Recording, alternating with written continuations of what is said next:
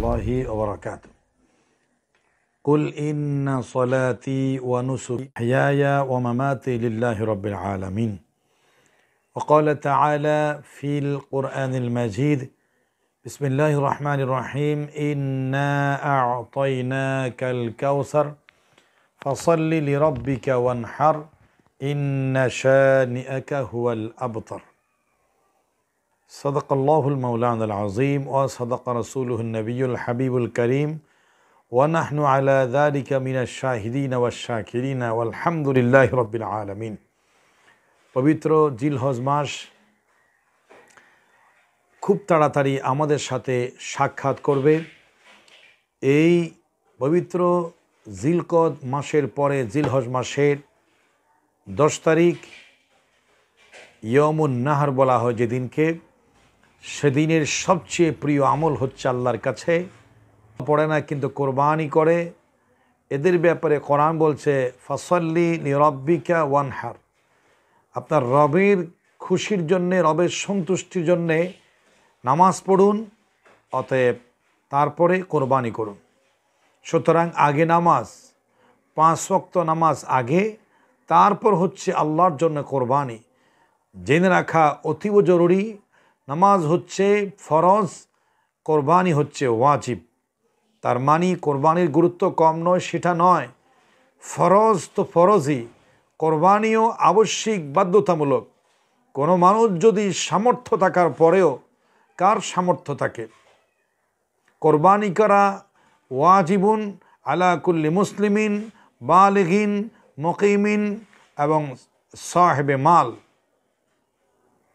যে ব্যক্তি মুসলিম, প্রাপ্তবয়স্ক এবং সুস্থ এবং মালে নেসাবের অধিকারী, তাকে কোরবানি করা ওয়াজিব। সাদকায়ে ফিতর, যেমন ঈদুল ফিতরের দিন অর্থ আসলেই ফিতরা দেওয়া ওয়াজিব।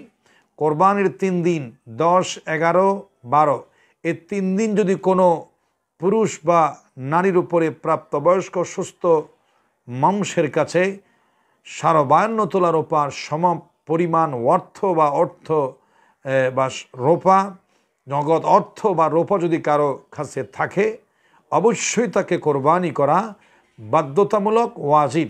এটাই আল্লাহর বিধান। আপনি মনে করতে পারেন আমি কেন কোরবানি করব?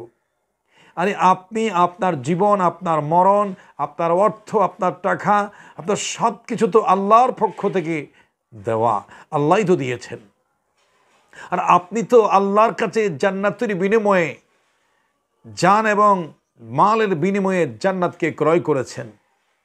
ইন্নাল্লাহা ইশতারা মিনাল মুমিনিনা আনফুসাহুম ওয়া আমওয়ালাহুম বিআন্না লাহুমুল জান্নাহ।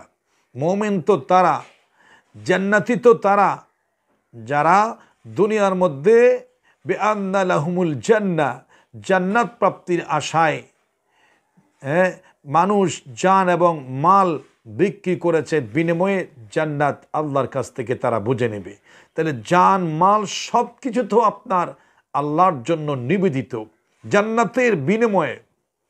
ইব্রাহিম আলাইহিস সালাতু ওয়াস সালাম সেটাই বলেছেন, উল, আপনি বলুন, ইন্না সলাতি ওয়া নুসুকি ওয়া মাহইয়ায়া ওয়া মামাতি লিল্লাহি রাব্বিল আলামিন। অতএব যাদের সামর্থ্য আছে, 52 তোলা রোপার অর্থ দাঁড়ায় 70 থেকে 80 হাজার। এই পরিমাণ টাকা যদি আপনার কাছে জিলহজ মাসের 10 অথবা 11 অথবা 12 তারিখের যে কোনো একদিন, শেষের দিন হোক, আপনার হাতে চলে আসে, আপনাকে কোরবানি করতে হবে। যদি না করেন, রাসূল হুঁশিয়ার দিয়েছেন, মান ওয়াজাদা লাহু সাআহ, যার কাছে সামর্থ্য আছে কিন্তু ফালাম ইউদাহি, কোরবানি করে নাই, ফালা ইয়াকরিবান্না মুসাল্লানা, সেজন্য ঈদের নামাজ না পড়ে সেটা বলে নাই, বলেছেন ঈদের জামাতের কাছেও যেন না আসে, সেজন্য ঈদের জামাতের সমাজেও প্রবেশ না করে। সে অনেক বড় ভয়ঙ্কর হুঁশিয়ারি নবী করিম সাল্লাল্লাহু আলাইহি ওয়াসাল্লাম। কোরবানি করার সামর্থ্য থাকার পরেও যে কোরবানি করে না, তাকে কঠিন হুঁশিয়ারি দিয়েছেন নবী করিম সাল্লাল্লাহু আলাইহি ওয়াসাল্লাম। প্রিয় হাজরিন, আসুন আসন্ন কোরবানির এই মহা উৎসবে, দ্বিতীয় এই আমেজে উৎসবে মুসলমানদের জাতির পিতা ইব্রাহিমের মহব্বতে রসুল বলেছেন যে কোরবানিটা কি? সুন্নাত আবিকুম ইব্রাহিম, তোমাদের পিতা ইব্রাহিম আলাইহিস সালামের সুন্নাত, তার আদর্শ। সুতরাং ইব্রাহিম আলাইহিস সালামের আদর্শ মানি আমি নবীর আদর্শ। অতএব কোনো উম্মতি কোরবানি করার সামর্থ্য থাকার পরেও বিকল্প চিন্তা করতে পারে না।